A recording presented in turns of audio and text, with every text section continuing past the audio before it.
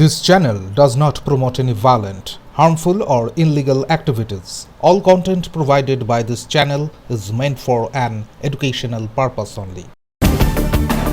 গত 8 মাসের ব্যবধানে দুটি শিক্ষা প্রতিষ্ঠানে ছাত্রীকে গণধর্ষণের ঘটনা ঘটেছে। একটিতে পরিণত মৃত্যু, অন্যটিতে নির্যাতিতা কোনো ক্রমে প্রাণে বেঁচেছেন। কোথায় প্রশাসন?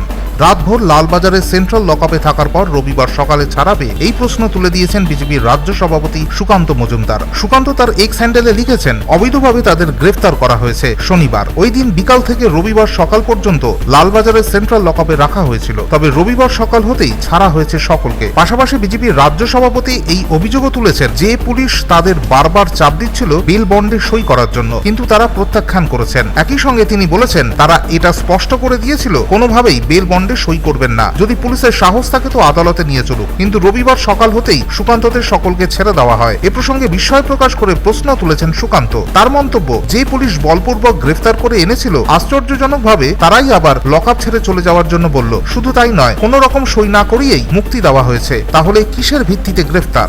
পুলিশের ছুঁচো গেলার মতো অবস্থা। প্রথমে আমাদেরকে বলা হয় যে সই করে জামিন দিন। আমরা যখন বলি যে আমরা সই করব না, আমরা বলি যে কোর্টের সামনে আমাদেরকে পেশ করা। আমরা কোর্টে গিয়ে বলবো, মহামান্য আদালতের কাছে বলবো যে পশ্চিমবঙ্গের পুলিশ যে সামান্য দুপা হাঁটার মতো গণতান্ত্রিক অধিকার আমাদের রাখতে চাইছে না, আমাদের দিতে চাইছে না। পুলিশ সেই সাহস দেখায়। পুলিশ বলেন যে না, আমরা আপনাদেরকে কোর্টে নিয়ে যেতে পারবো না, আপনারা চলে যান।